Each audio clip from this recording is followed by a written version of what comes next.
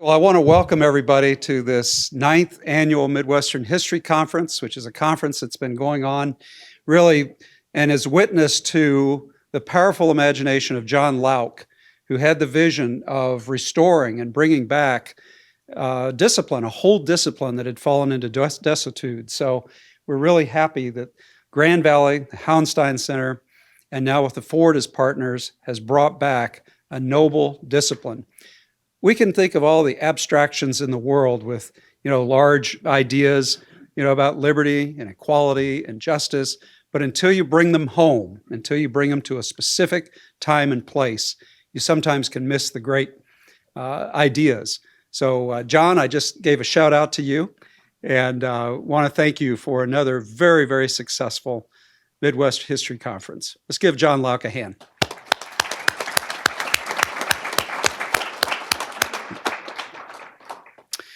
I also cannot help but point out that the first 3 directors of the Hauenstein Center are all in the room together at the same time. Richard Norton Smith was my predecessor for a bit, and then I came aboard as the first full-time director of the Hauenstein Center, and now taking the reins, Megan Ryadecki, who's in the front row here. So let's give a hand to the Hauenstein Center and Ralph's vision.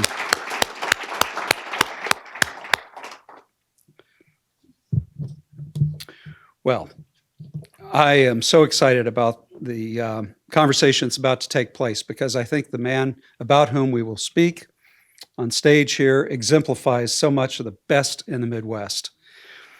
Henry Kissinger, a senior advisor to the Gerald R. Ford Presidential Foundation, reminds us that, I'm going to quote him, according to an ancient tradition, God preserves humanity despite its many transgressions, because at any one period there exist 10 just individuals who, without being aware of their role, redeem mankind. Gerald Ford was such a man.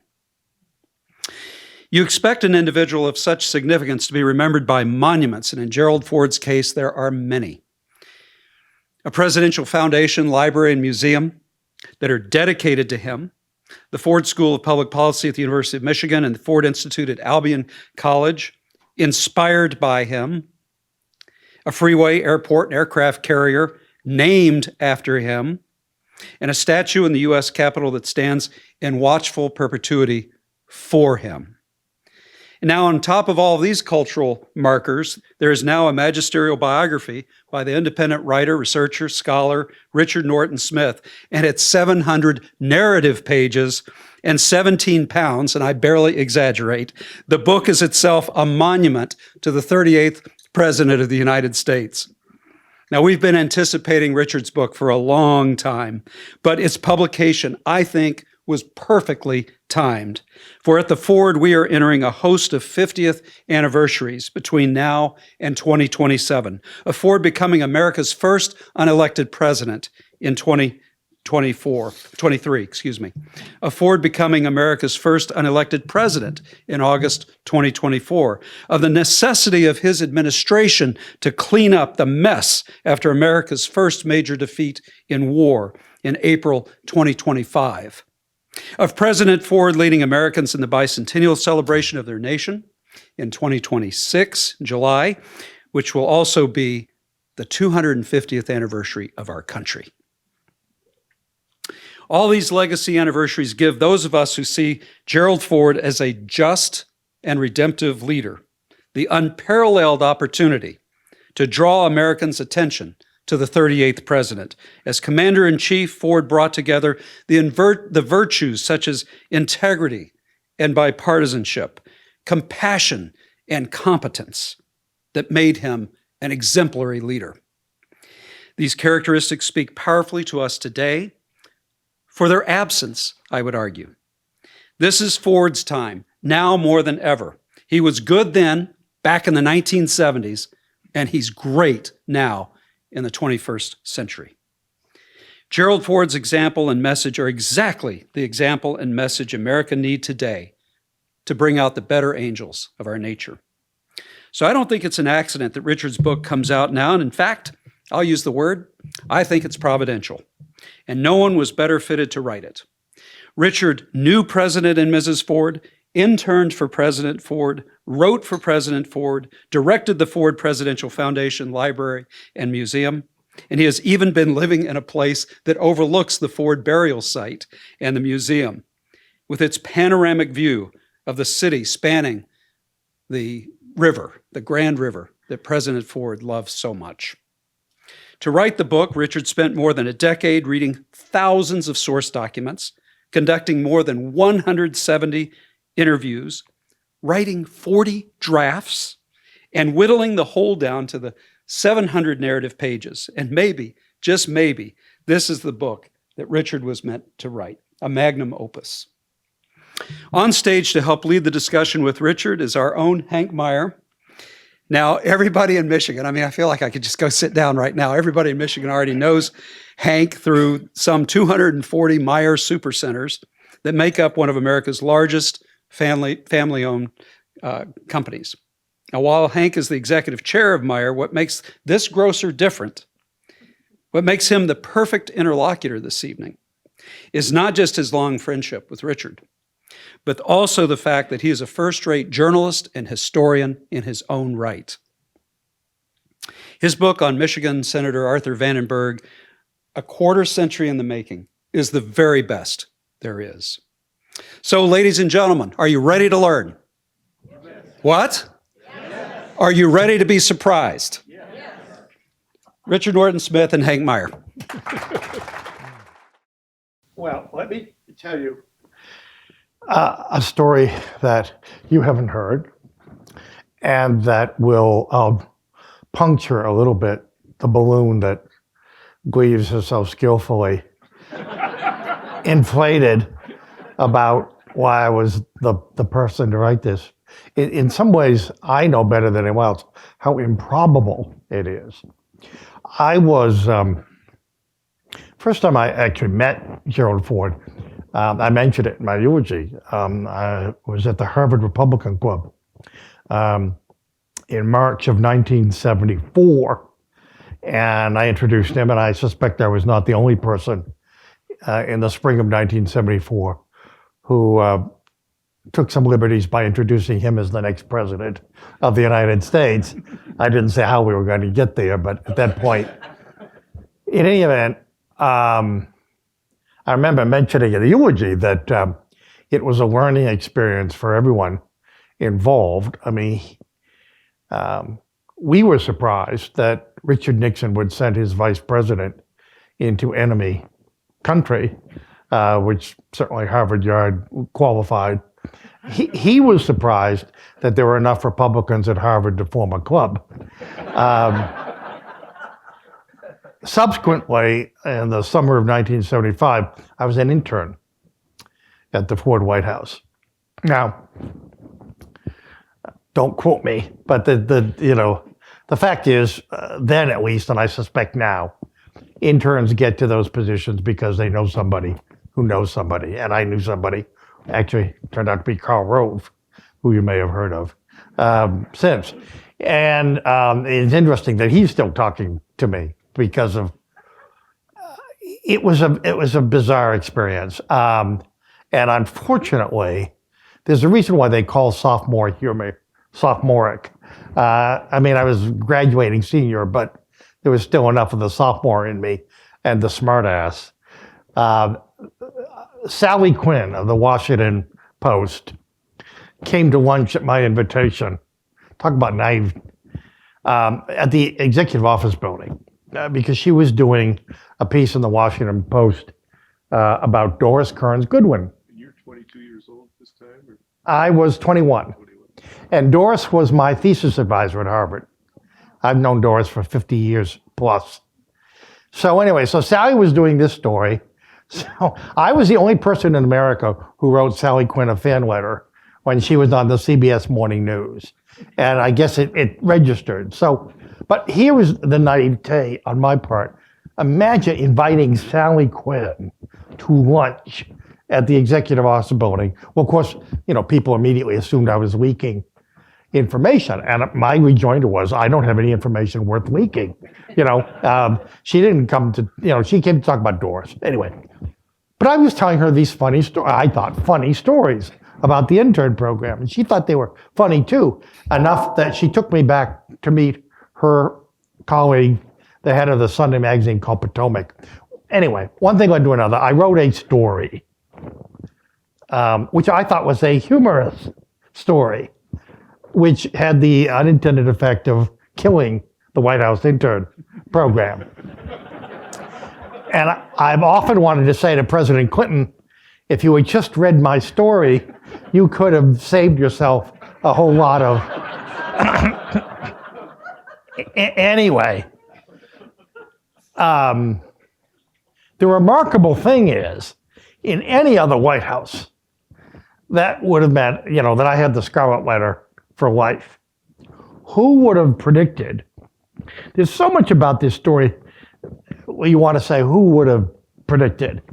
Who would have predicted the day that the story appeared that I would be writing Gerald Ford's biography or have the privilege of being director at his library, museum, et cetera, of much greater significance, I thought, while delivering that eulogy, and I heard, it's an odd experience. I don't know if you've been anything like that. You're in a fog and you want to get through it. You don't want to break down. You don't want to embarrass yourself. And the Fords are sitting 20 feet in front of you. So you kind of zone out. But through it, I heard very distinct the sound of a woman weeping. And I looked over, it was Rosalind Carter. And I thought, who would have thought 30 years ago, because it was almost 30 years to the day after the inauguration in 77, who would have thought that this is how the story ends? So that element of being prepared for the unexpected was good preparation for writing this book, because I learned a lot of things I didn't know. I unlearned a few things I assumed. There are lots of factoids that surprise readers as they surprise me. The fact that Ford was as involved as he was with the America First anti-war group at Yale, that he subsequently resigned it. And it turned out, never known before, that he was trying to enlist in the Navy with the help of Arthur Vandenberg, his family friend and in many ways his political father figure. On the other hand, it's also true that it came back to haunt him. And I found the paperwork, and I don't think Ford knew this. I think he went to his grave not knowing that J. Edgar Hoover personally blackballed him, his application to be an FBI agent in 1941, when he found out from the New Haven office of the Bureau that Ford had been involved in America First. And, there are those, the fact that he knew that Spiro Agnew was probably a goner 6 months before he ever acknowledged it. I don't think he ever acknowledged it to his family. I don't think he ever acknowledged it to anyone. But it's true. I know it from two impeccable sources who have not spoken until now. I don't know how you, with the Vandenberg, if you ran into anyone who, spoke for the first time, or, there are eyewitnesses and there are eyewitnesses. But, when you run across someone who's in a position to impart significant information that has never been imparted before. It's a thrill. It is a thrill. You had that thrill a number of times in the course of writing this book. Well, but also, 40 years ago, I was writing a big biography of Thomas E. Dewey. And I can remember Simon & Schuster, God knows, took a chance on a total unknown with a subject that had not warranted anyone else writing a book about him. But it was 700 pages long. And I've had an experience like this. The travails of biography. I opened the book with a 40-page, minute, almost minute by minute recreation of Election Day 1948. which is the one thing sort of people remember, failure or not. But they never experienced that story from Dewey's. And I was lucky to get to lots of people who were elderly, who had never talked before. This was their one and final opportunity to get on the record. And I will never forget, the Deweys always spent election day, always went to their friends, Roger Strauss and his wife. Roger Strauss was a great New York publisher. His father, Oscar Strauss, was the first Jew ever nominated to a presidential cabinet. Theodore Roosevelt made him Secretary of Commerce. And the Deweys always, on election night, went to have dinner with the Strausses, and then they played Parcheesi while they waited for the election returns to come in. Well, on this particular election night, they didn't hang around to play Parcheesi because the early returns were already disturbing. And but so I thought, okay, I've got to get, who's alive who was at that dinner. Well, the Dewey boys were, but they were both very young, and turned out Mrs. Strauss was still alive. She was 98, living in New York. I made arrangements to go interview her. Got on a plane, flew to New York, called up the apartment, said, "Oh, we're very sorry, Mrs. Strauss died during the night." Oh, God, Well, lo and behold, proof that if God is not a Republican, he's a Dewey Republican, because there was one other person who also, his name was Alger Chapman. Now, here's a footnote to a footnote. Give you an idea of how well plugged in this guy was. When Richard Nixon ran for vice president and the fund crisis arose, and he was in danger of losing his place on the ticket, and it was concocted the scheme that he would go on national TV and throw himself not on Eisenhower's mercy, but on the mercy of the viewers and checkers, et cetera, et cetera. Wife's cloth Coke. Yeah, exactly. The first real significant moment in television history in terms of American presidential politics. Well, Tom Dewey called. Dewey was responsible for Nixon being on the ticket. And Dewey, the old prosecutor, never used his name. He always went by the name of Alger Chapman. Okay? And I got to talk to the real Alger Chapman. Anyway, those things happened too. I don't know if you had anyone die on you in the course of... Closest I came was interviewing William Fulbright, the senator, when he's struggling to remember something, and he had a couple of strokes, and he said, "You waited too long to talk to me." Oh, yeah, well... No, I just got to you. Yeah, it happens. But I have to say, though, this was a lucky project in a way. As Grease mentioned, I did about 170 interviews, and I can count on one hand the number of people whose memory was that impaired by age. So end of life eulogy, surprises, but start of life, we all heard stories. He was born in Omaha, but none of us knew how dramatic that situation people became. Don't know. I didn't know. And for this reason, and his children didn't know. He didn't talk about it. And I guess I can imagine that's revealing in itself. He did say something to someone who told me, he mentioned in passing that his childhood, he said, was not much more than an orphan, which is very revealing. People don't realize how broken a home he came from. I mean, lots of people know that he was born Leslie King Jr. His father was a scoundrel. Ford said the only thing he inherited from him was his temper. And he spent a lifetime more or less successfully controlling it. Not always, but the late Bob Barrett was the source for the description of Ford as a member of the bear family. He's 98% teddy bear and 2% grizzly. The problem was you never quite knew when the 2% was going to emerge. People who knew Ford, they all attest to the fact that in moments of crisis, he was the calmest man in the room.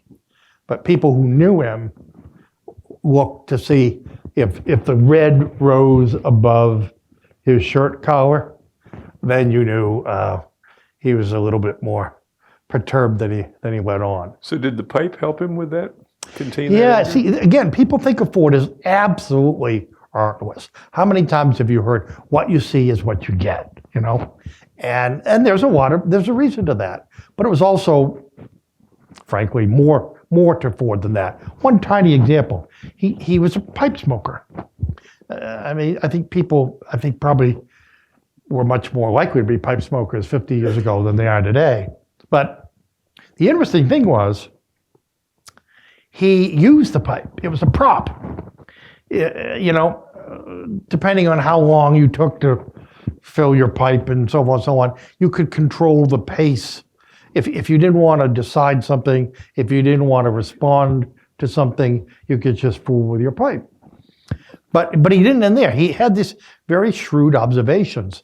He distinguished between pipe smokers and cigar smokers. Cigar smokers were more flamboyant than pipe smokers. Pipe smokers were more thoughtful. And he was a pipe smoker. So in any event, yeah, I mean, there was tricks of the trade. Look, when did he start smoking a pipe? Do we know this? I think pretty early. Yeah, I think he started smoking in the service. That's another thing. I think I've had people come up to me, actually I had friends of his come up and say, I had no idea that he had the naval career that he had. And again, it's characteristic of Ford. People in Grand Rapids will appreciate this. In 1976, everyone knows in retrospect, Jimmy Carter, a man of faith, who really, more than anyone else, I think was responsible for bringing born again Christians into an active role in American politics. Ford's campaign people found out that as a young man, he had taught Sunday school here in Grand Rapids, and he wouldn't let them use it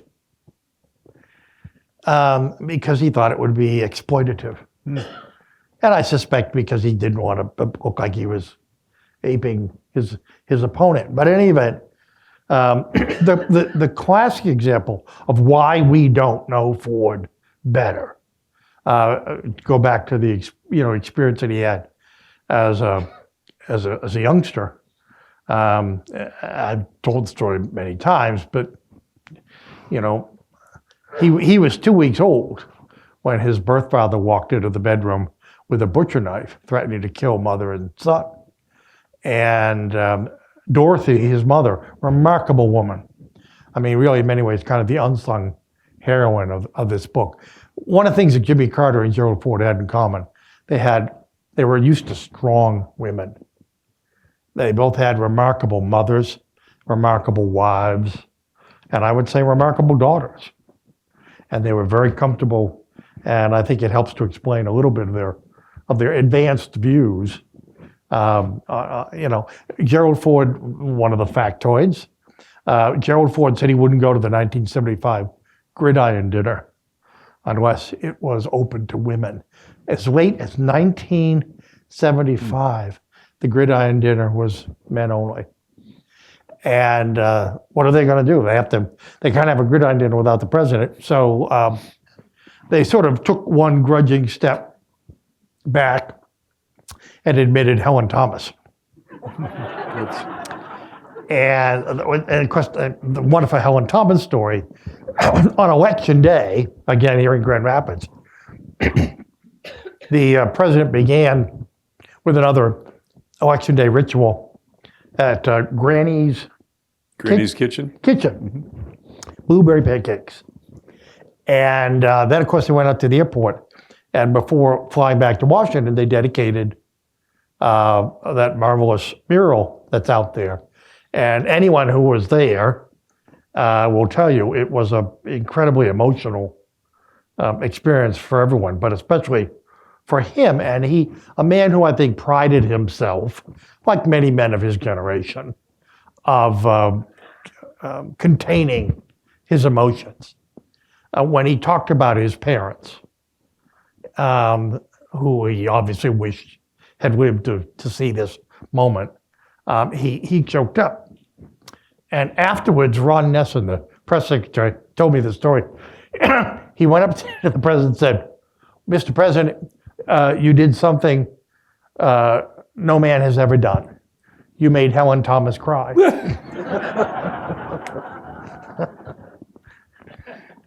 And so you taking him back to World War II. So he didn't get the job with the FBI. He's at Yale, but he does get into the Navy. Yeah, he gets into the Navy, and actually, he could have spent the war at the University of North Carolina as an athletic trainer.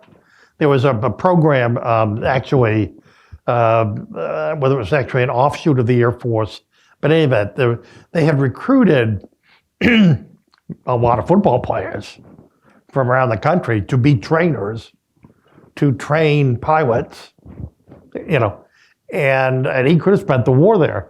Well, he didn't want to spend the war there. He wanted to be where the action was. He wanted to be in the Navy and in the front lines, and he did. He got on this improvised quasi aircraft carrier called the Monterey, and it was so improvised they had to pour concrete onto one side to right the ship. I mean, it was and actually, the small factoid, it covered more ground. It traveled further in World War II than any other ship in the Pacific, and it was Ford, started out manning a gunnery, and he was the athletic director on the ship. Well, he became assistant navigator, and that's where he wanted to be, where the action was. And there was plenty of action. In December 1944, of course, was the typhoon, which everything that could go wrong went wrong. And needless to say, there were no satellites. There was just surmise on the part of naval weathermen. And they basically, sent the ship into the storm rather than away from the storm. And it was a major storm. It was a Category 3 hurricane. 60-foot waves crashing on the flight deck. And he's on the deck, right? And he's on he was on the midnight to 5 a.m. shift, and he went to get some sleep, woke up, smelled smoke. The ship was on fire. In addition to being in the middle of a Category 3 typhoon. And at one point, he was up in with the captain and could hear the instruction given from Admiral Halsey that you can abandon ship. And the navigator said, "No, I think I can turn this around," and he did. But meanwhile, they sent Ford down into the hold where the fire was raging. They were down to one engine, and the ship was almost dead in the water. But they managed to. They actually, literally on the flight deck, drilled holes in the flight deck so they could pour water from above. Anyway, they put out, and 3 ships nearby went to the bottom. About 1,700 men were lost. So, and this incredible moment, Ford gets out of his bunk, runs up to the flight deck. The ship lurches in the waves, and he, flat on his back, traverses the entire length of the ship. And every ship has, or is supposed to have, a 2-inch railing. It's called a tow rail, which is actually installed to keep tools from going overboard. Makes sense. Well, in this case, it kept the future president from going overboard. Stopped him, and then he managed to twist himself and went down into a catwalk, and got back up on deck, and resumed the duties that I'm describing. But it is extraordinary how many close shaves Ford had, and how many times he found himself repeating the psalm that he was taught as a child. That was one example. The night that he met his birth father for the first time was another example. He was about 15, working in a hamburger joint across the street from school, and this stranger walked in, stared at him, and eventually walked up and by way of introduction said, "You're Wesley King." He said, "No, I'm not. I'm Gerald Ford." He said, "You're Wesley King. I'm your father." You can imagine what the emotional impact of that was. Took him to lunch, talked vaguely about, maybe bringing him out to live with he had since remarried, was living on a ranch in Wyoming. Ford was polite, but that was a non-starter. He never for a moment questioned that his real father was Gerald Ford Sr. Although there's never an adoption. Lots of people think that there was, but there wasn't. And in fact, he didn't change his name until 1935, when he was 22 years old. So there would have been some degree, it had to be an emotional confusion for him around that. He was, until he was 15 years old, he was addressed as Junie, which is the diminutive of junior. He said later on, when Mike came along, his first son, he said, "We'll call him anything but Junior," which tells you he obviously had memories. The reason why it was sort of unpleasant was until I found the documentation when he gets this extraordinary recognition from the Boy Scouts. He's an Eagle Scout, the only Eagle Scout technically, and I would suggest more than technically, that's ever been president. But in any event, his mother writes Junior King. He was until he was 15 years old, he didn't know if he was Junior King or Junior Ford. And maybe the biggest sort of unanswerable question that still remains is, with all that he had going against him, not only what was it that drove him to be the person he was, but more than that, to go through life consciously looking for the good in people. And on Capitol Hill, that's not always a quest that's easily But you credit his fulfilled. mother with some of that. Yeah, his mother. He credited his mother. Yeah.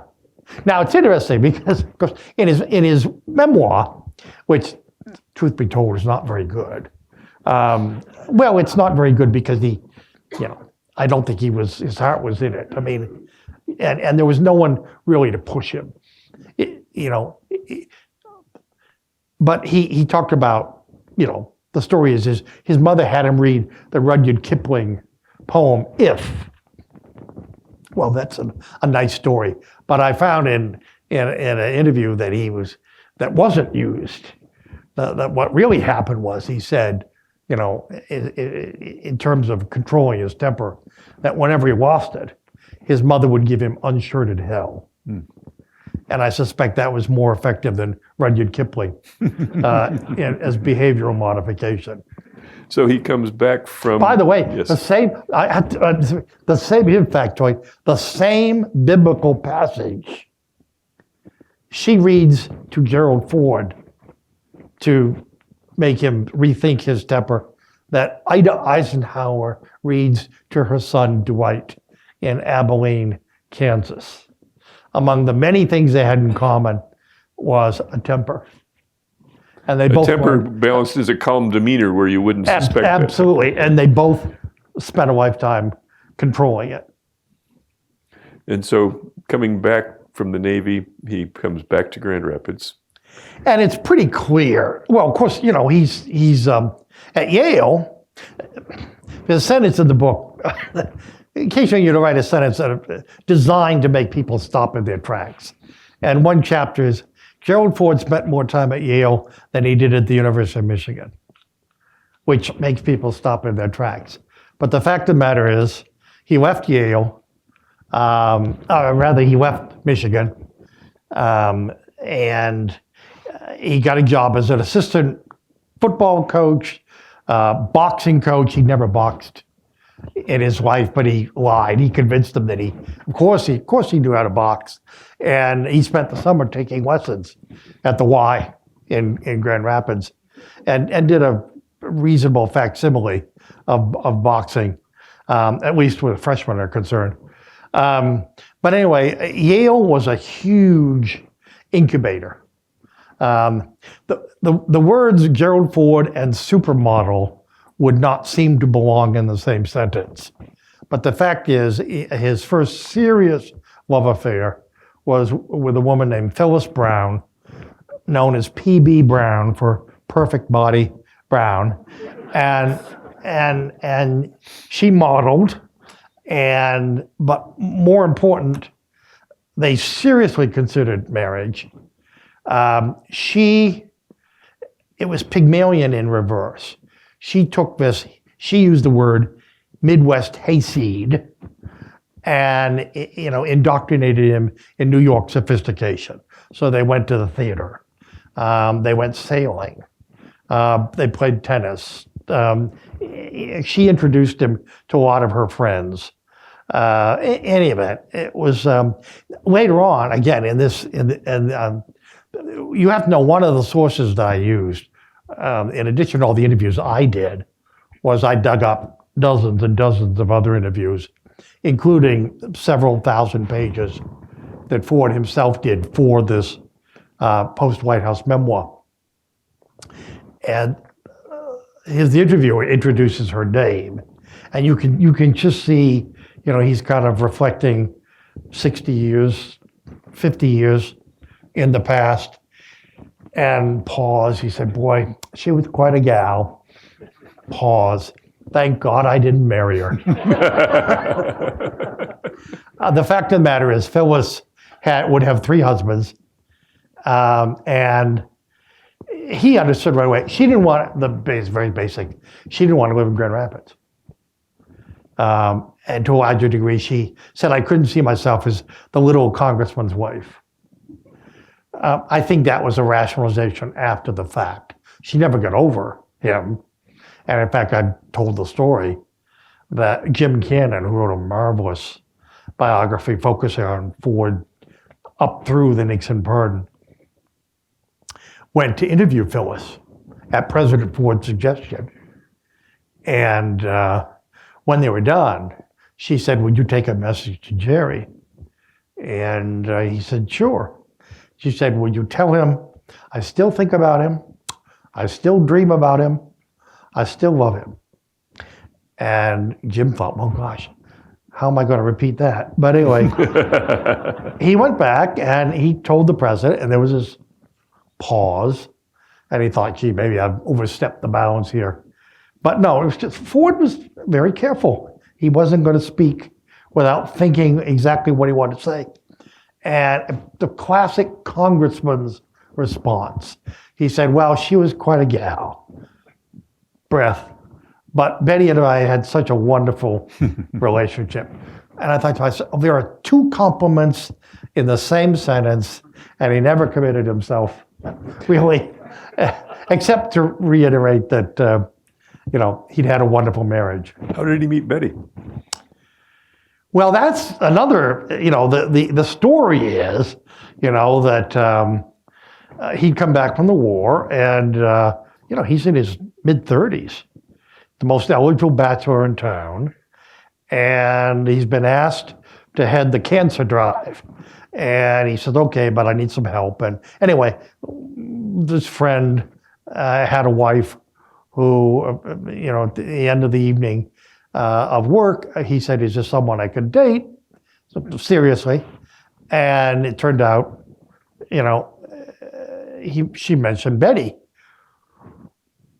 Well, and he knew all about Betty. Mrs. Ford was in the process of getting a divorce from her first husband, a man who she said later on, I was young and stupid. But I tell you, his character, her father was a traveling salesman.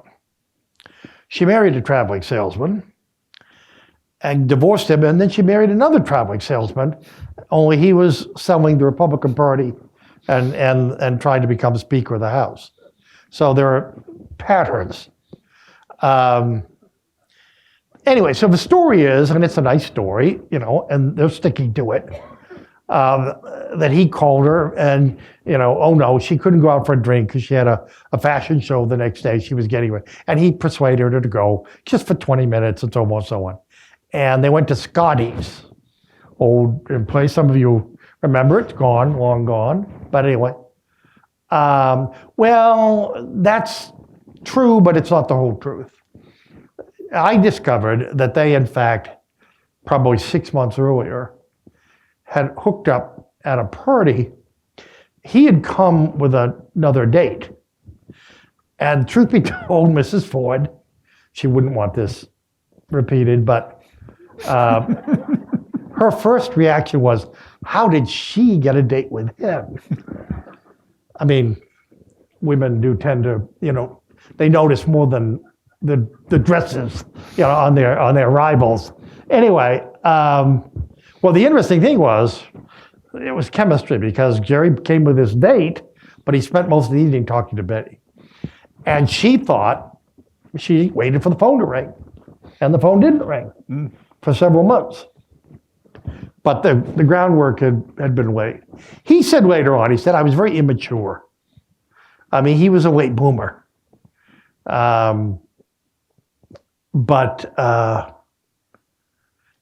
Mrs. Ford was a little bit reluctant because she'd just been through this very unhappy, experience.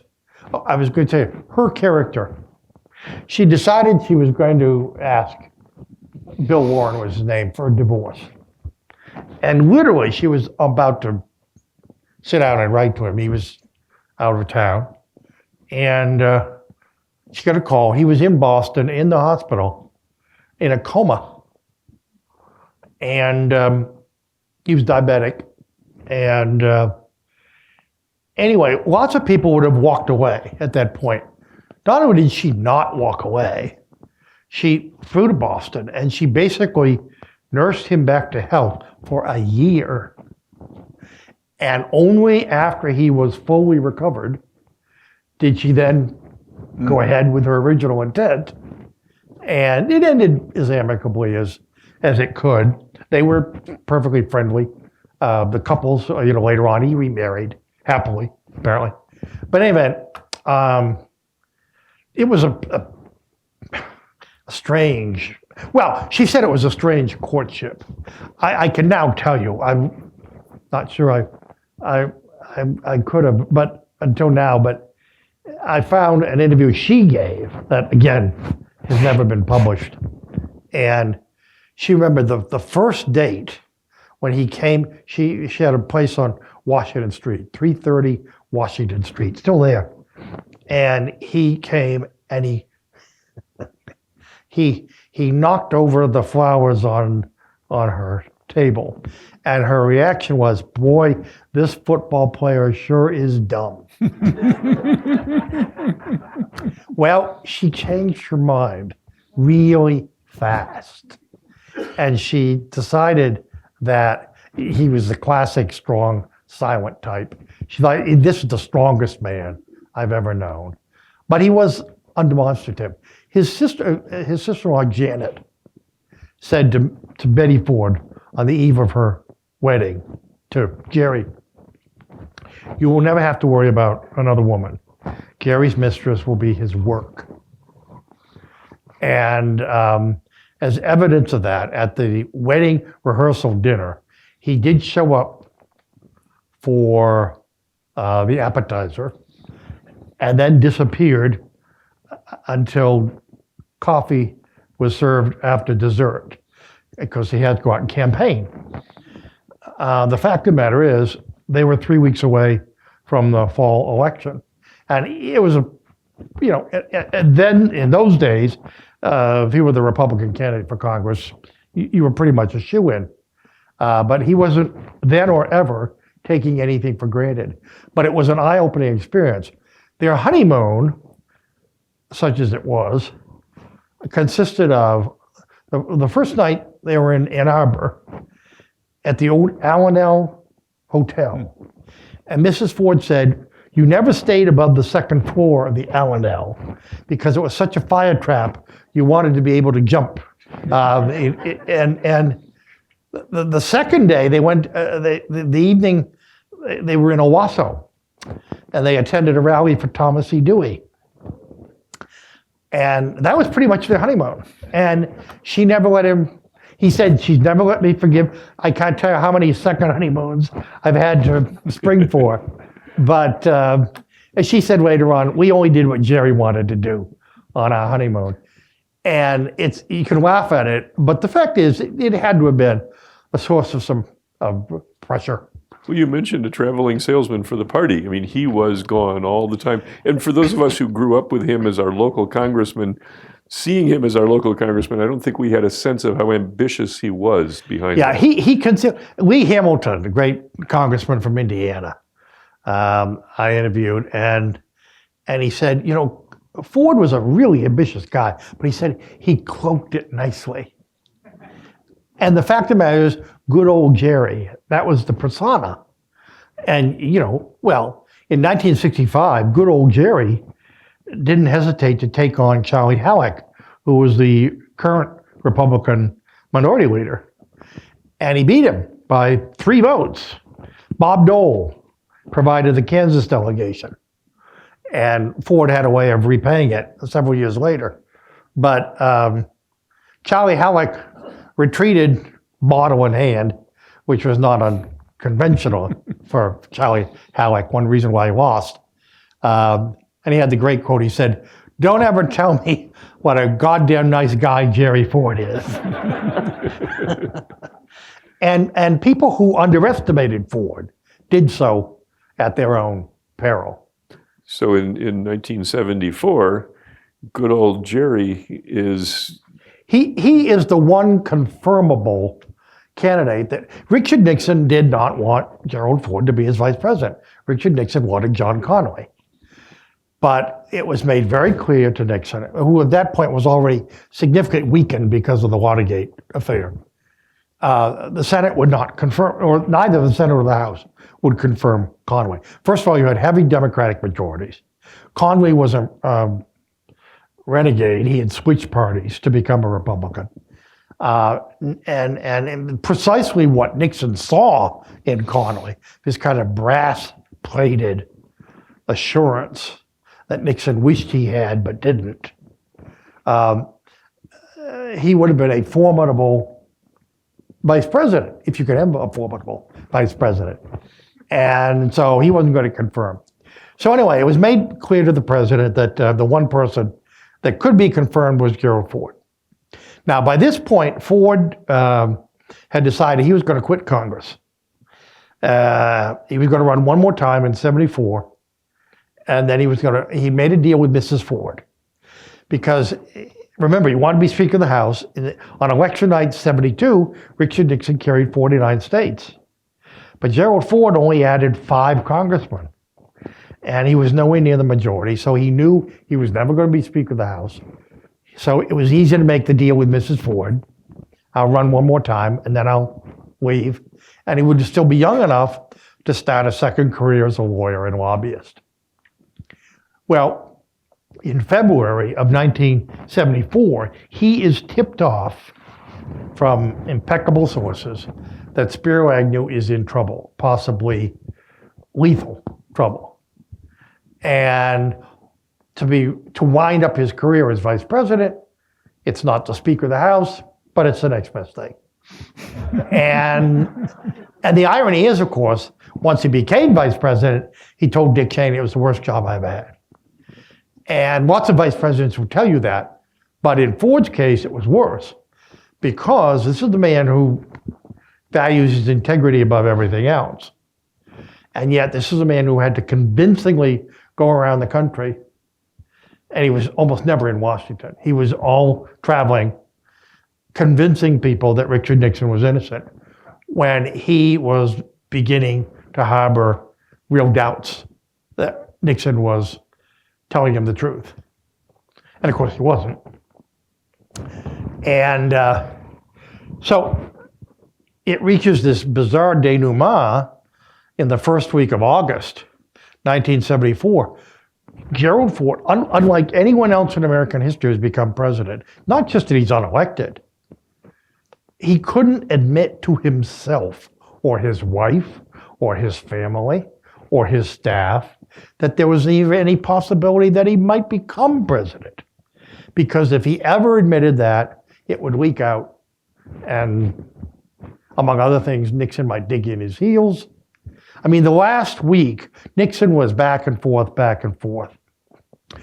I believe, for whatever it's worth, the talk, Haig's talk with Nixon about the pardon is misunderstood. What Al Haig was trying to do was to find a way to ease Nixon out of the presidency with as little trauma to the country or humiliation to Nixon as possible. And his plan was to enlist discreetly, without leaving any fingerprints, a number of people who Nixon might listen to. And it's in that context that he said to Ford, after Haig was aware of the smoking gun tape, that you would best prepare to become president. Ford made it clear he was not going to comment. I mean, Ford wasn't taking that bait. When Haig mentioned the pardon as one of 6 possibilities, Ford did what Ford always did. Ford never made a decision on the spot. Ford listened to people. He said, okay, I want to think about it, usually overnight. Of course, in this case, I want to talk to Betty. And I found the interview, never published, in which Mrs. Ford said, yeah, he came home and said Al Haig offered him a deal. And I said, you can't do that. And he said, I know, but I just wanted to hear it from you. And that's the story of the pardon. And the evidence to back up what I've just said is, when he realized Ford wasn't going to play along, he got on the phone, he called Bob Griffin, who was headed to Traverse City for the weekend. Bob Griffin was the assistant Republican Senate leader. Talk about, they were moderate Republicans. Hugh Scott of Pennsylvania, a Rockefeller Republican, was the Senate Republican leader. The Nixon White House hated him, but there he was. And his deputy was Bob Griffin, who was basically a moderate conservative, who owed his Senate seat, by the way, to Ford. Because Governor Romney, having a vacancy to fill, called Ford first. Ford didn't want to be in the Senate. Ford wanted to finish out his career in the House. Anyway, Al Haig calls Bob Griffin. This is how Al Haig's mind works. And he can't tell him everything about the smoking gun tape, but he tells enough so that Griffin realizes, all right, it's up to me to write a letter to Nixon saying that if you don't turn over the tapes, that will be obstruction of justice, and I will vote for impeachment. So Haig has got what he wanted. The letter is delivered to Nixon the next day. Haig's in the office as it's delivered. Nixon reads it, blows his stack, blah, blah, blah, Nixonian profanities. What does Haig do? Haig, who instigated the letter, says, I'll bet you Jerry Ford's behind this. And the interesting thing is, Haig was smart, but he wasn't as smart as he thought he was. because I dug and dug and dug and found conflicting accounts in Haig's own words about what happened. And the fact is, it's what I just told you. With Al Haig, you have to be very careful because sometimes he's the best eyewitness and sometimes he's absolutely untrustworthy. So pardon is one of those options, but then pardon becomes the next step for Ford. And when does he talk to Warner Norcross, or is that Phil Buchan? Well, and that's, again, Grand Rapids comes back into the picture. Some of you may remember Duncan Littlefair, who his critics referred to as Duncan Littlefaith, that rare pastor who made no pretense of believing in God. He has a lot of friends in this group. But I mean, in a town like Grand Rapids, which is pretty conservative, not only politically, but I think in terms of its theological leanings, and more so 50 years ago than now. But the interesting thing, the reason why Duncan Littlefair stands out is because one of his best friends was Phil Buchan. Now, most people history's forgotten Phil Buchan, but if they remember at all, he's this kindly, gentle, white-haired man, polio victim, who was sort of in the back, like Zelig was in the back of the picture wherever Gerald Ford was. Well, in fact, Phil Buchan was a lot more than that. Phil Buchan's wife, Bunny, kept diary notes. She didn't keep the diary, but she kept diary notes. And I found them. And it's extraordinary because it is possible for the first time to reproduce what Ford said to Phil Buchan the first time he brought up the pardon and basically told him, I'm going to do this. You go out and find the legal rationale for it. Well, Phil Buchan knew Ford well enough to know that it wasn't going to dissuade him, wasn't going to change his mind. But two important things. Phil Buchan was a very moral guy, and he was not morally convinced that a pardon was justifiable. And that's where Duncan Littlefair came into the picture. He brought Duncan Littlefair to Washington. Nobody knew about it. He stayed with him at the Jefferson Hotel, which, by the way, was the same place where the special prosecutor Leon Jaworski lived. And guess what? It facilitated behind-the-scenes communications, some of which I have found. Leon Jaworski let President Ford know that it would be at least 1 year and perhaps 2 before there could be a Nixon trial. Ford had to take that into consideration. Did he really want the country to be as obsessed for the next 2 years as it had been for the previous 2? At a time when the economy was deteriorating, inflation was higher than anything we have recently experienced. The NATO alliance was fraying badly. You already had a communist government in Portugal. We had not extricated ourselves from Southeast Asia. All of these factors combined to convince Ford the only way, there's only one way. I mean, there are 2 ways, I suppose. Leon Jaworski can indict Nixon. And by the way, Ford believed that Nixon would be indicted, tried, and convicted, at least on obstruction of justice. So he had no doubt about Nixon's legal culpability. That said, he had to confront the very difficult, wrenching question of, is one justice for everyone?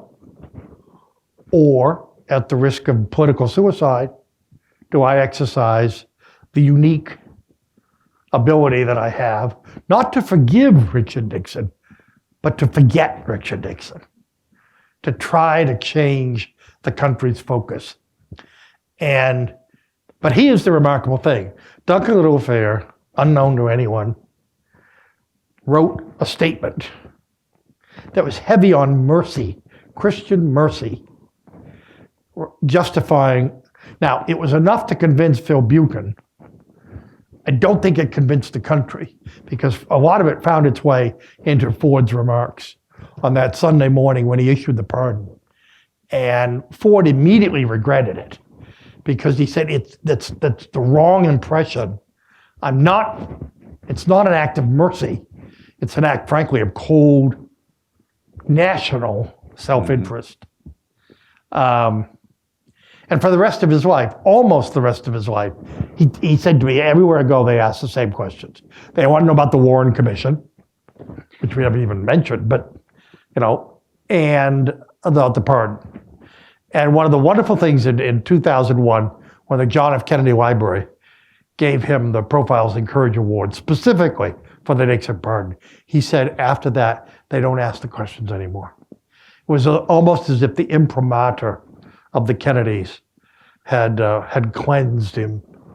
Well, and that so dominates our memory of those years in the White House. And I want to leave some time for the audience to have some questions too. So if there's a single aspect of his presidency that we should remember outside the pardon, what stands out for you? Stop thinking of Ford as a man who cleaned up messes. He did. Watergate, Vietnam, a runaway rogue CIA. But think about Ford as someone who's an initiator of policies that still affect us to this day, to the point where we take them for granted.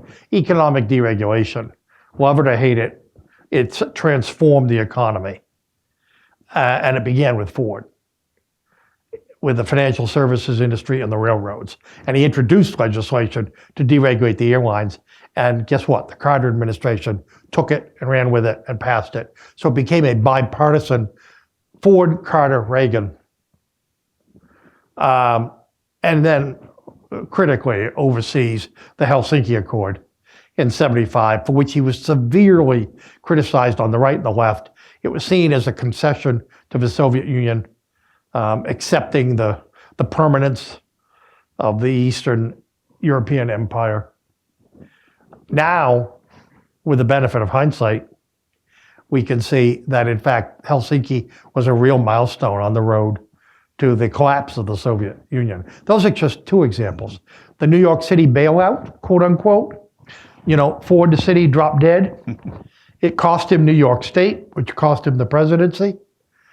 But I will never forget, I interviewed Hugh Carey, who was the Democratic governor of New York and Ford's sparring partner. And he said, Jerry's never got the credit he deserves for saving New York. And forget words, in 1976, Hugh Carey, lifelong Democrat, voted for his friend Jerry Ford against his own party's candidate, Jimmy Carter, as did George McGovern and his wife, as did Bess Truman, among others. The thing about Ford that I found, and it wind up on this, almost invariably, the people who knew him the best, the people who were closest, who worked with him, wherever it was, whether in the Navy or on Capitol Hill or in the White House, the people who were around him, particularly in times of great challenge, invariably, they were the people who had the highest opinion of Ford. The caricatures came from the Chevy Chases of the world. People who didn't know Ford from Adam. And of course, ironically, in the end, even there, Ford won out because guess what? Chevy Chase wound up in the Betty Ford Center. Enough said. Well, and just one last question, because the footnotes at the end of the book are rich with anecdote. Yeah. The book starts with a dedication to someone that people may not be familiar with. I'm sure they're not familiar with, and that's the first surprise of many in the book.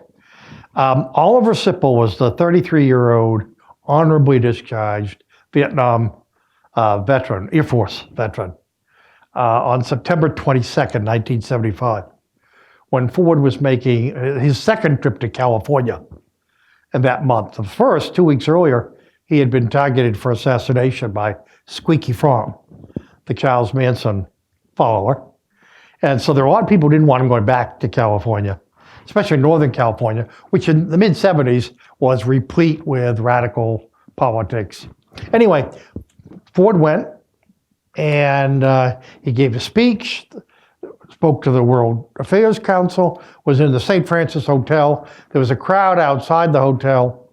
The Secret Service said, it looks like an ugly crowd, Mr. President. Why don't you go out the back entrance?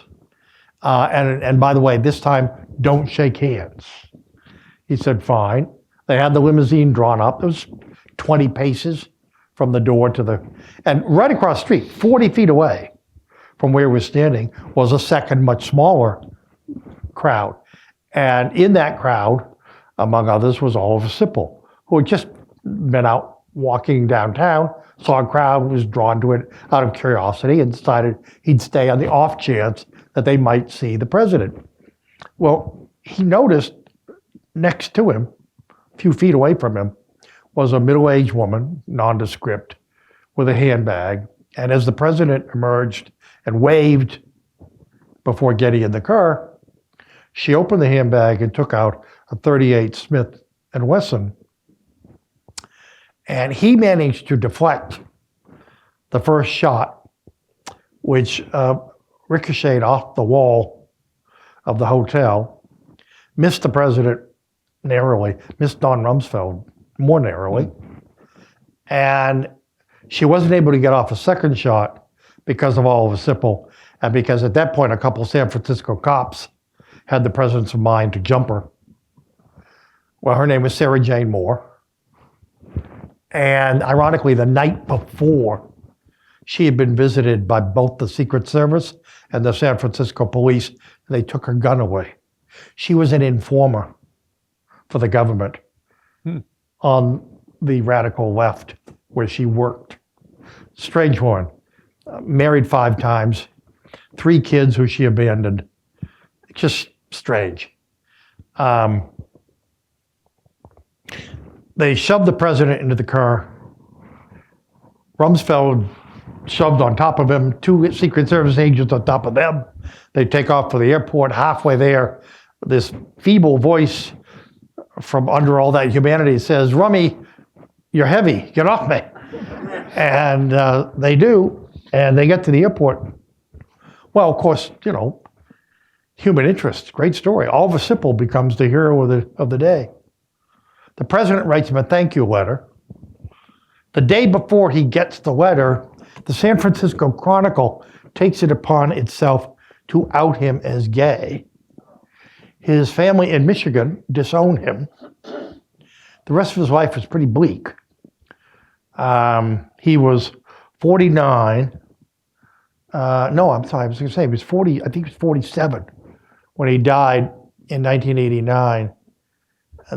It was decided that he'd been dead for a couple of weeks when they found him. And in the walls of his shabby apartment were papered with newspapers from that day in September 1975. And the place of honor on the wall was Gerald Ford's letter framed. And it seemed to me Oliver Sipple deserved to be reintroduced. And knowing the Fords, they were very active. Gerald Ford was the first, it may be the only, certainly was the first American president to sign a petition for gay rights. Several years before he died, he told friends that they had better acclimate themselves to same-sex marriage, that it was coming, and he thought it was preferable to halfway measures like civil unions. They were very active in the fight against AIDS. They took part in the first, anti-AIDS walks out around Palm Springs. Anyway, so it seemed to me Oliver Sipple, in a book that was full of the unexpected, I thought the dedication was a good place to begin. I think so too. Well, I think we've got time for a few questions. Sir, thank you for regaling us Sir, with if you could speak in the life mic for me. President Ford. For regaling us with the life of President Ford. You mentioned Bob Dole very briefly. Any stories you could share about their relationship in Congress or as running mates in '76? Well, as some of you know, I worked for Senator Dole for a number of years, and we remained good friends right until the end So I'm not sure. There are some stories I can't tell, but there are. Let me tell you, it's interesting. When Ford, how did Dole get on the ticket? Process of elimination. And by the way, the first time a woman was seriously considered, Anne Armstrong, who was then ambassador to the Court of St. James, was seriously considered. If the Democrats had nominated anyone but Jimmy Carter, Ford probably would have gone with Howard Baker. The South was wide open. In fact, and actually working back from that, if the Democrats had nominated anyone other than Jimmy Carter in 1976, Ford would have won. Look at the electoral college map. Jimmy Carter carried every state in the South except Virginia. Ford, on the other hand, carried California, Washington, Oregon, New Jersey, Connecticut, Michigan. I mean, states, it's like the map is flipped. But in any event, at about 3 o'clock in the morning, when they were getting nowhere, Stu Spencer, brilliant political strategist from California, said, look, because Bill Ruckelshaus was seriously considered, they'd taken a poll, John Connolly would detract from Ford. And to be perfectly honest with you, Ford did not want to ask Ronald Reagan. But equally important, Ronald Reagan did not want to be asked. They had agreed, both sides had agreed, that whoever won after the ballot would go to the loser's hotel for a unity meeting. Well, this was a pretty chilly unity meeting. They agreed in advance, no wives, for obvious reasons, because it's always the wives or the spouses who despise the opposition more than the candidate. That's just the way it is. In any event, before I talked to someone who was in the room, who went and who got the call from the Reagan camp and said to Ford, just before he went over to the hotel, Mr. President, I have some really bad news for you. And he knew exactly, what he was doing. And Ford said, what's that? He said, well, you're going to really hate this. But Ronald Reagan said absolutely not to ask him to run with you. And Ford just kind of sat back with a smile on his face. And it was very easy for him to honor that request. So by process of elimination, Stu Spencer says, look, your base isn't secure. People forget, but Ford was 30 points down coming out of the convention. And he was behind Carter in Kansas and Nebraska, places that Republicans never lose. And the idea was, so Dole would bring you your base. He had the agricultural base. He had veterans. He could play the attack dog, which Ford, shouldn't and wasn't very good at, and all of that. Interesting enough, he did say, because Dole was famous for his sense of humor, which then, more than later, sometimes got him in trouble. And in offering him the vice presidency, the one caveat Ford, he said, now, Bob, we don't need a Jack Benny on the ticket. Enough said. Yeah. Richard, we all know what an outstanding, extraordinary researcher you are, as exhibited by your comments tonight, and it's just you're a perfectionist when it comes to that. But I wonder if at the conclusion of writing this book, if there was anything that comes to mind of a subject matter in the book that makes you think, boy, it would have been nice to ask this question of so-and-so who maybe was deceased. This is something that you would like to have gotten clarity on, or maybe some document that you would like to have seen, but you couldn't get to the document.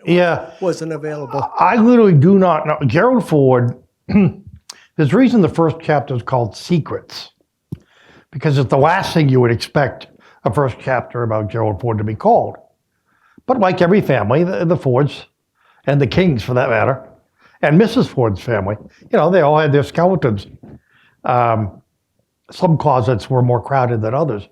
but in any event, and I have to recognize Don Holloway, who's here.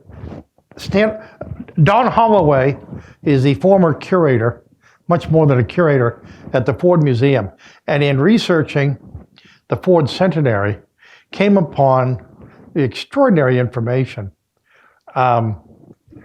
which he shared with me. And then we had the infinitely greater task of keeping our mouths shut for 10 years until this book would appear.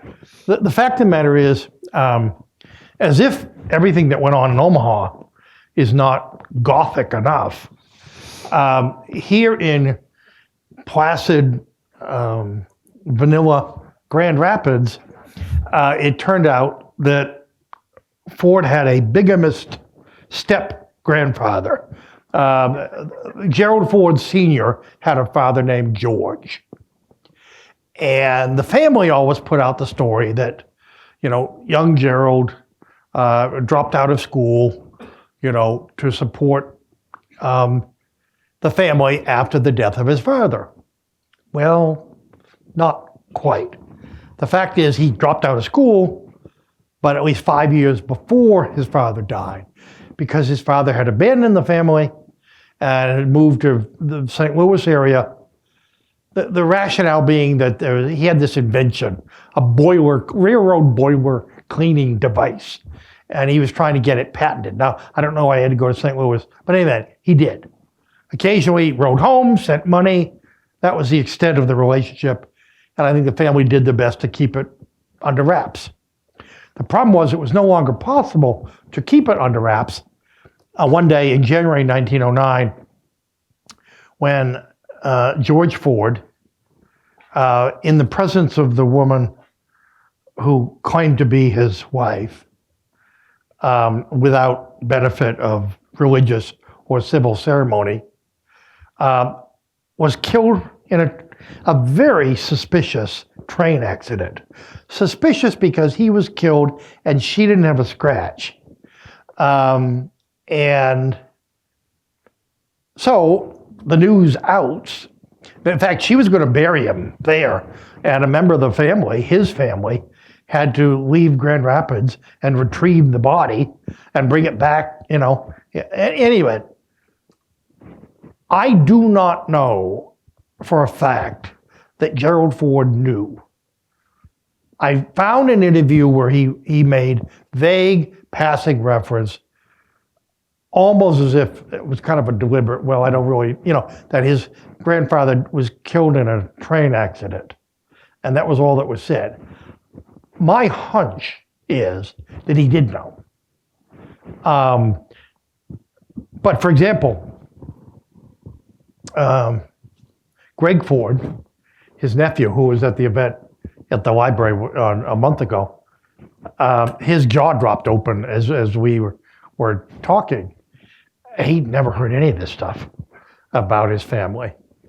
And in fact, on a much less scandalous, Dick Ford, the last of the brothers, who left us, 5 or 6 years ago, did not know until he was in his mid-30s, came back from the war, that Jerry wasn't his blood brother. And it goes on. Susan didn't know that her uncles were not her blood uncles until she read it in a book. And she put it, I don't want to say Dad kept it a secret, but it was something we never discussed. So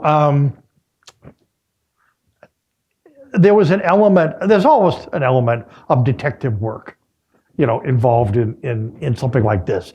But there are unanswered questions, and I certainly would have liked to have asked him. I don't know if I would have had the nerve to confront him with the gory details, but my experience was you could talk to him about just about anything. I once spent 3 hours with him in the hotel here in Grand Rapids one night, wargaming the pardon.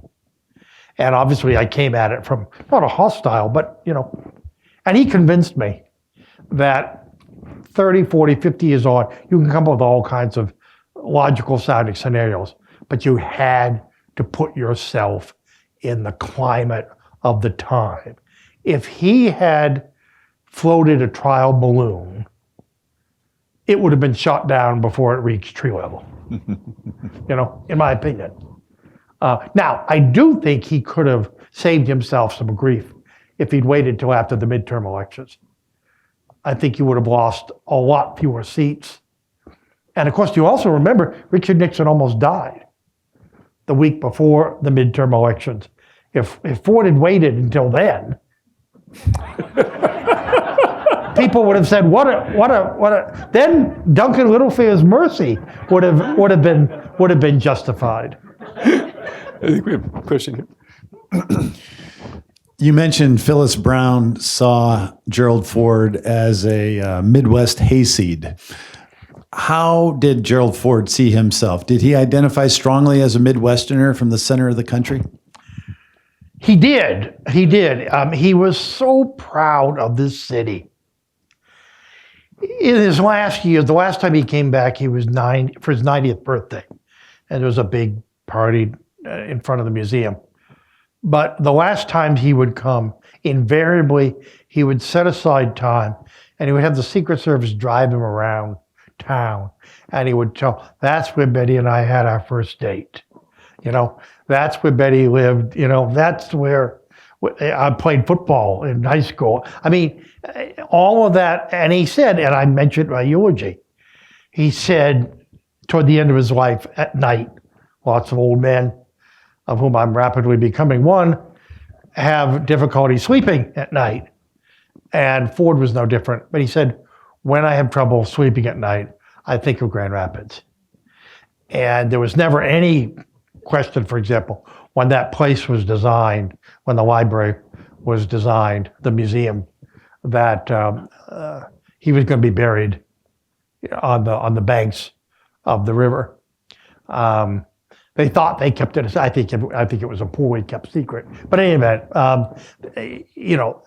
he and I can only speak. When I was direct for about 6 years, and he was in his 80s, almost 90, and he would come back at the drop of a hat.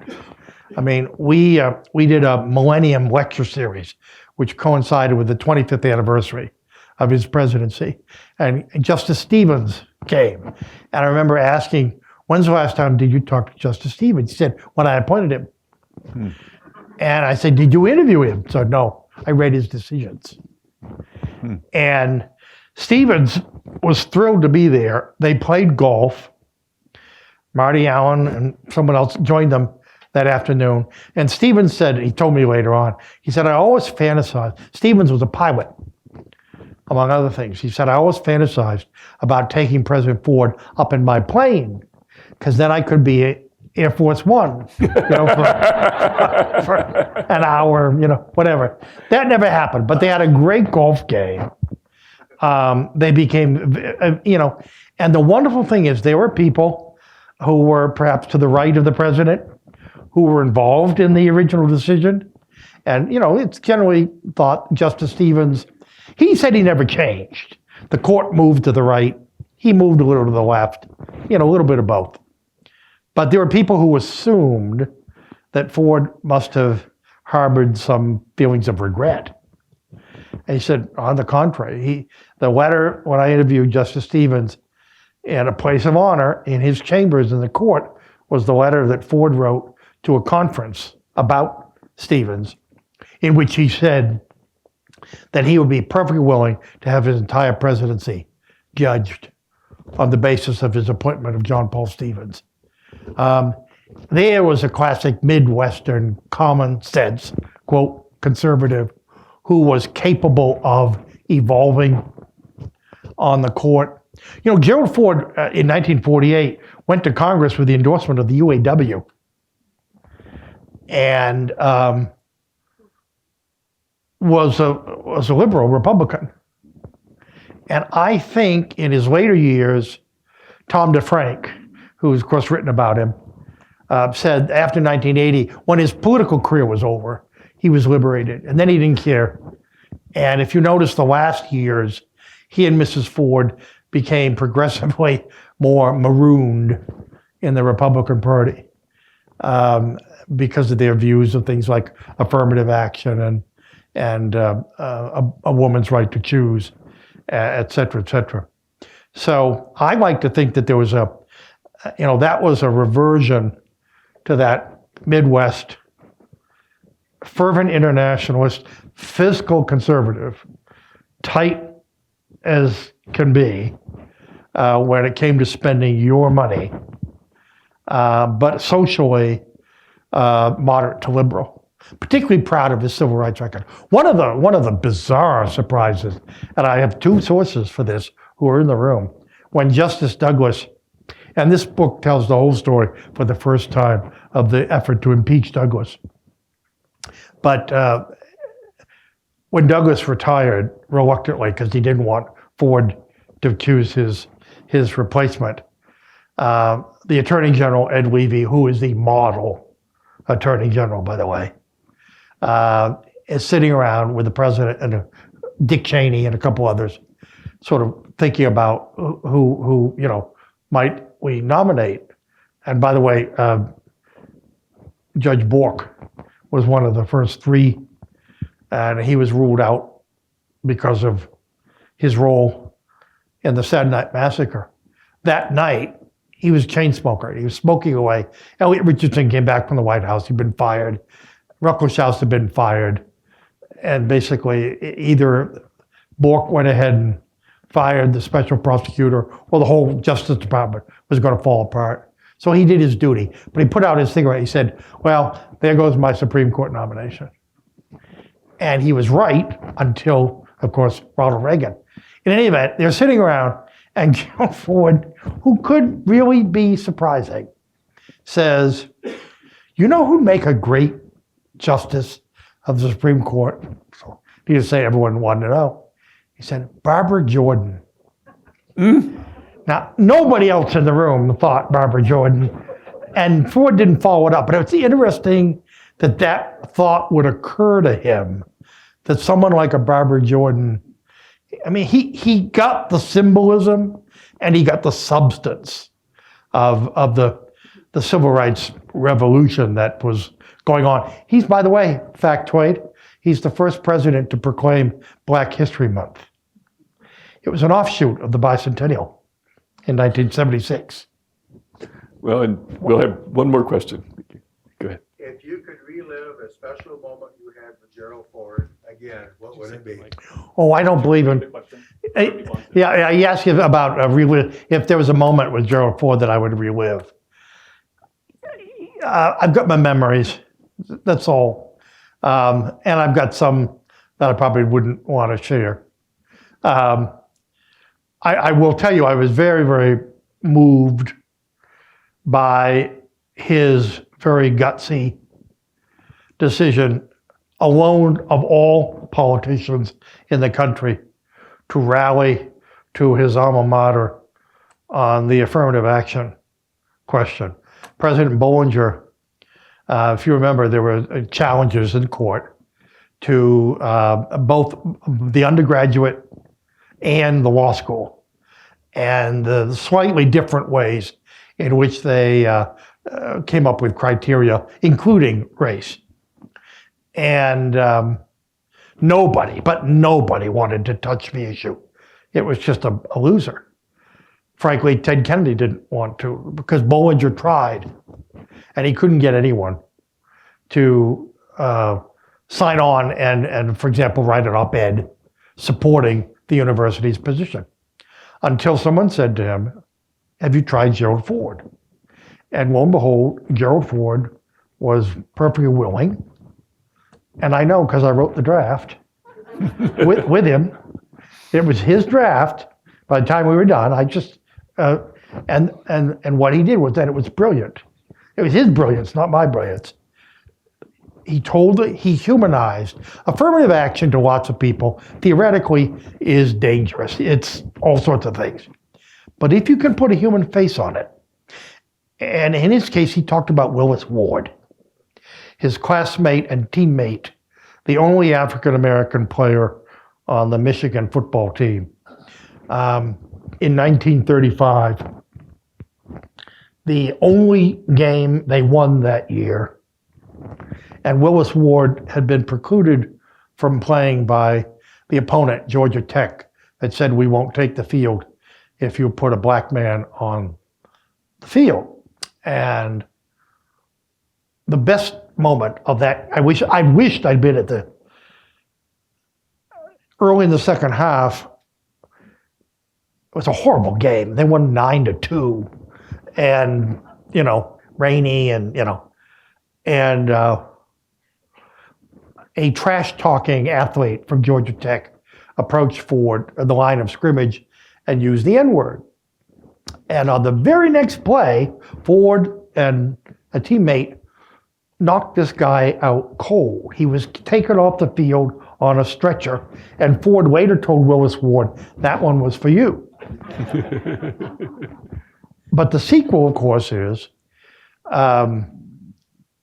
Willis Ward died in 1986. He and Ford remained friends for the rest of their lives. The president dies in 2006. An effort is launched to put a statue of him in the Capitol. Well, Michigan, like every state, has 2 statues, so one would have to go. Well, there were some Republicans in the state Senate who didn't like the idea. They didn't overtly oppose it, but they were not eager to honor Ford because they were thinking about things like affirmative action and abortion. Okay, fine. Last day of the session, it's about to die, and then the Democratic leader, minority leader of the Senate, African-American, Buzz Thomas from Detroit, gets up and says, let me tell you a story about Gerald Ford that you may not know. And he proceeds to narrate the story of Gerald Ford and Willis Ward and their friendship and that football game. And he paused, he said, and I ought to know because I'm Willis Ward's grandson. Well, mouths dropped open, inertia was overcome. There's a statue in the rotunda today. Ford told that story as his way of saying, he didn't want quotas, et cetera, but he thought, along with all sorts of other factors, including, quite frankly,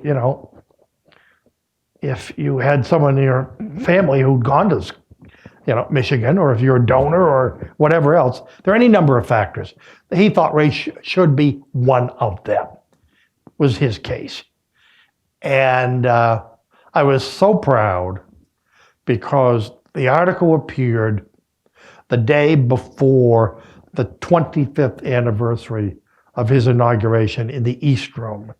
And the next day, in the East Room, President Clinton presented Ford with the Medal of Freedom, one of several people who received it that day. And it was fascinating to watch on C-SPAN because they just all wanted to talk to Ford.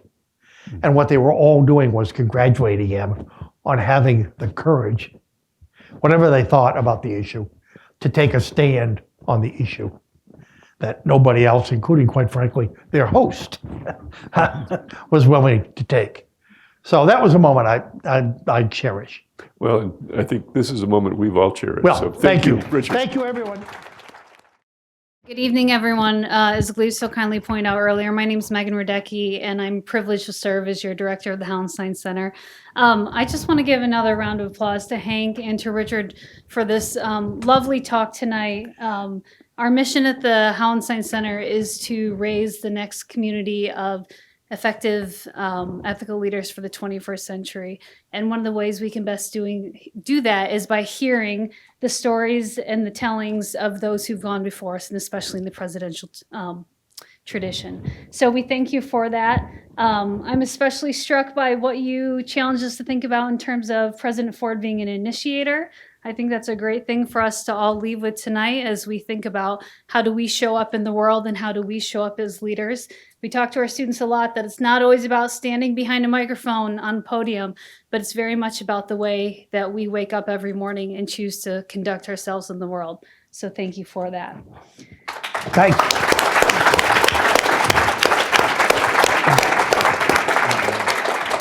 I also want to express our thanks to our friends at the Ford Foundation. Always a pleasure to partner with you. To our guests and new friends from the Midwest History Association, thank you for being with us.